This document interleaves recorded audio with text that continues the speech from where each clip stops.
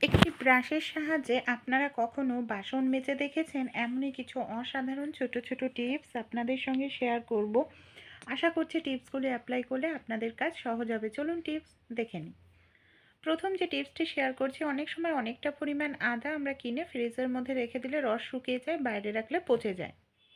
তাই কিভাবে অনেক দিন স্টোর করতে পারবো, একটি কাঁচের পাত্র নিতে হবে বা বয়াম নিতে হবে, তার মধ্যে জল দিয়ে দিলাম, আদাগুলোকে টুকরো করে কাঁচের জারের মধ্যে আদাগুলোকে রেখে দেব। এবার যদি আমরা ফ্রিজে রাখি তাহলে 1-1.5 মাস রাখলেও নষ্ট হবে না। অবশ্যই এখানে কিন্তু কাঁচের জার ব্যবহার করতে হবে। এখানে আমি নিয়ে নিয়েছি পুরনো একটি সোয়েটার। এই ধরনের অনেক পুরনো সোয়েটার থাকে যেগুলো আমরা ব্যবহার করি না। সোয়েটারের হাতাটাকে ভেতরের দিকে রাখতে হবে। এর মধ্যে আমি এবার একটি বালিশ নিয়ে নিচ্ছি। বালিশটাকে এইভাবে সোয়েটারের মধ্যে রেখে সোয়েটারের যে বোতাম আছে সেই বোতামগুলোকে আমরা ভালো করে এইভাবে আটকে নেব। কী কাজে এই সোয়েটারটাকে ব্যবহার করব চলুন দেখে নিই। এইভাবে গলাটাকে ভেতরের দিকে ঢুকিয়ে দিলাম, নিচের দিকটা এইভাবে ভাঁজ করে ঢুকিয়ে দেওয়ার পর এইভাবে বেঁধে নিচ্ছি। এবার উল্টো দিকে আমরা ইউজ করতে পারবো। অনেক সময় বাড়িতে ছোট বাচ্চা বয়স্করা থাকলে দেখা যায় ডাইরেক্ট বালিশে শুতে গেলে যখন পিঠ মানে একদিক থেকে আরেক দিকে ফেরে ঠান্ডা লাগে, কান্না করে ওঠে ছোট বাচ্চারা, ঘুম নষ্ট হয়। এই কাজটি করুন, ভালো ঘুম হবে। অনেক সময় বাচ্চাদের স্কুলে আমরা টিফিনে আপেল দিয়ে থাকি। দেখা যায় আপেলটা যদি 5-6 ঘন্টা আপেলটা থাকলে কিন্তু কালো হয়ে যায়, বাচ্চারা খেতে চায় না। সেক্ষেত্রে আমাদের আপেলটাও নষ্ট হয়। তাই আপেলটা এইভাবে কেটে নিন, বীজের অংশটাকে খুব ভালো করে আপনারা কেটে বাদ দিন। তারপর একটি পাত্র নিয়ে নিতে হবে, পাত্রের মধ্যে নিয়ে নিতে হবে জল।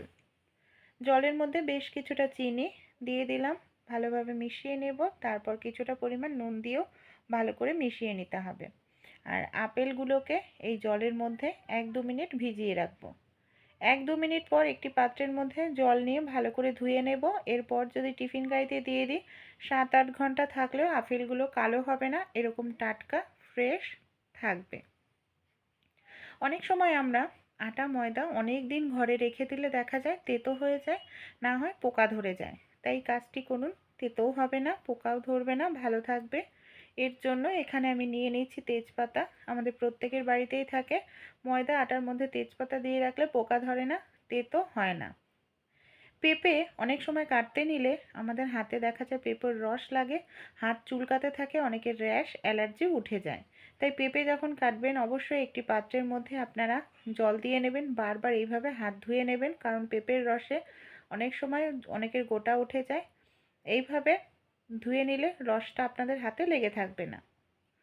আমাদের বাড়িতে যে এই ধরনের এটিএম কার্ড, ভোটার কার্ড, আধার কার্ড, এই জিনিসগুলো থাকে ছোট ছোট, এখানে সেখানে রাখলে হারিয়ে যায়। এই ধরনের অনেক পুরনো পার্স থাকে, দেখা যায় ব্যবহার করি না। তো এই ধরনের পার্সের অনেক খাপ থাকে, মানে জায়গা, সেই জায়গাগুলোর মধ্যে সব জিনিস রাখলে একটি নির্দিষ্ট জায়গাতেই থাকবে, হারাবেও না। যখন প্রয়োজন তখন একটা জায়গার মধ্যে সব খুঁজে পাওয়া যাবে। এই ধরনের যে পুরনো ব্রাশগুলো আমরা ব্যবহার করি, অনেক সময় দেখা যায় এর মধ্যে চুল, সুতো, নোংরা জিনিস আটকে যায়, যার ফলে ব্রাশের মাথাগুলো নষ্ট হয়ে যায়, কাজ হয় না, নতুন কিনে আনতে হয়। তাই এই ধরনের ব্রাশগুলোকে একটি কাঁটা চামচ নিয়ে নিন। মাঝে মাঝে যদি আমরা এইভাবে কাঁটা চামচ দিয়ে পরিষ্কার করি, কোনো রকম চুল, সুতো নোংরা থাকলে খুব সহজেই পরিষ্কার হবে। এমনকি এই ব্রাশটা আবার আমরা অনেক দিন ব্যবহার করতে পারবো। নতুন করে আমাদের কোনো ব্রাশ কেনার কিন্তু প্রয়োজন পড়বে না। ভালো লাগলে আইডিয়াটি ট্রাই করে আপনারাও কিন্তু দেখতে পারেন। আমাদের বাড়িতে যে পুরনো এই ধরনের টুল থাকে, ভেঙে গেছে, রং নষ্ট হয়ে গেছে, ব্যবহার করি না, এই ধরনের একটি টুল নিয়ে নিয়েছি। উল্টো করে নিতে হবে। সবার প্রথমে নিয়ে নিতে হবে পুরনো একটি গেঞ্জি। এই দেখুন, পুরনো গেঞ্জিটাকে টুলের যে বসার জায়গাটা সেই দিকে এইভাবে পরিয়ে নিতে হবে।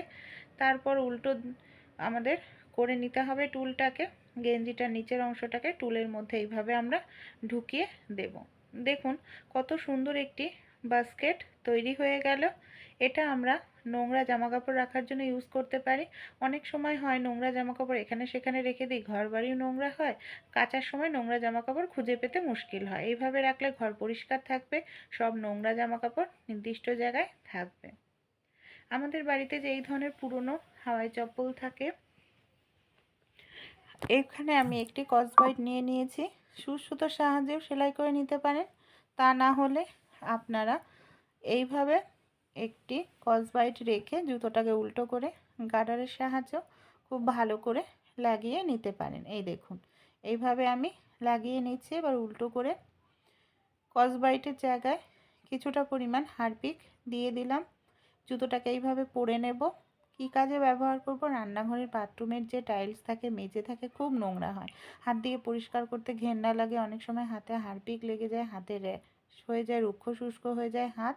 তা হাত লাগানোর প্রয়োজন নেই। জুতোটা আমরা হাতের মধ্যে পরে নিয়েছি, তারপর এইভাবে যদি ডলি, ডলতেও সুবিধা হবে। আর আমাদের মেঝে, বাথরুম, রান্নাঘরের মেঝে, এমনকি দেয়াল, টাইলস খুব সুন্দর পরিষ্কার হবে। আমি জল দিয়ে ধুয়ে দেখাচ্ছি, দেখুন প্রথমে কতটা নোংরা ছিল, এখন কতটা সুন্দর পরিষ্কার হয়েছে। ভালো লাগলে ছোট্ট আইডিয়াটি ট্রাই করে আপনারাও দেখবেন। আমরা মহিলারা এই ধরনের সায়া, লেগিংস পরে থাকি। যখন ঘুরতে যাই অনেক সময় সোনা দানা, টাকা পয়সা ব্যাগে নিয়ে গেলে চুরি হয়ে যাওয়ার সম্ভাবনা থাকে। তাই এই ধরনের যে জুয়েলারি ব্যাগগুলো থাকে, চেন দেওয়া থাকে, খুব সুবিধা থাকে। একটি সেফটি পিনের সাহায্যে লেগিংস নয় আপনারা সায়ার সঙ্গে ব্যাগটাকে আটকে নিন। সোনা দানা, টাকা পয়সা নিয়ে যেতে পারবেন, চুরি হয়ে যাওয়ার সম্ভাবনা থাকবে না, কারণ ব্যাগটা আপনাদের সঙ্গেই থাকছে। অনেক সময় দুধ খেলে দেখা যায় গ্যাস অম্বল হয়, বাচ্চারা দুধ খেতে চায় না, খুবই মুশকিল হয় দুধ খাওয়ানো নিয়ে। সামান্য পরিমাণ একটু আপনারা সন্দক লবণ নিয়ে নিন, দুধের সঙ্গে দিয়ে ভালো করে মিশিয়ে নিন। এইভাবে সন্দক লবণ মিশিয়ে দুধ খেলে গ্যাস অম্বল হয় না, আর দুধের টেস্টটাও কিন্তু ভালো হয়। আমাদের বাড়িতে যে এই ধরনের পুরনো ব্রাশ থাকে, জামা কাপড় কাচার ব্রাশ, অনেক সময় ফেটে যায়, নষ্ট হয়ে যায়, সামনের দাঁতগুলো নষ্ট হয়ে যায়, ব্যবহার করি না। এখানে পুরনো একটি ব্রাশ নিয়ে নিচ্ছি একটি স্কচব্রাইট। স্কচব্রাইটটাকে কী করব? গার্ডারের সাহায্যে ভালোভাবে লাগিয়ে নিতে হবে। আপনারা চাইলে দড়ি দিয়েও কিন্তু টাইট করে বেঁধে নিতে পারেন। অনেক সময় বাসন মাজার সাবান আমরা বারবার হাতে ধরলে হাত আমাদের অ্যালার্জি হয়, র্যাশ উঠে যায়। তাই অনেকের বাড়িতেই গ্লাভস থাকে না, তাই সাবানে হাত লাগানোর প্রয়োজন পড়বে না। এইভাবে আপনারা গ্লাভস না পরেই খুব সহজেই বাসন মেজে নিতে পারবেন। বাটি, থালা, গ্লাস, যে কোনো বাসন খুব সহজেই মাজা হয়ে যাবে। আর এইভাবে মাজলে দেখুন হাতে আপনাদের সাবানও লাগছে না, আর বাসনটাও আপনাদের কত সুন্দর পরিষ্কার হচ্ছে। এমার্জেন্সির সময় আইডিয়াটি কাজে লাগাতে পারেন। আমাদের বাড়িতে যে পুরনো প্রদীপ থাকে, এখানে একটি প্রদীপ নিয়ে নিয়েছি।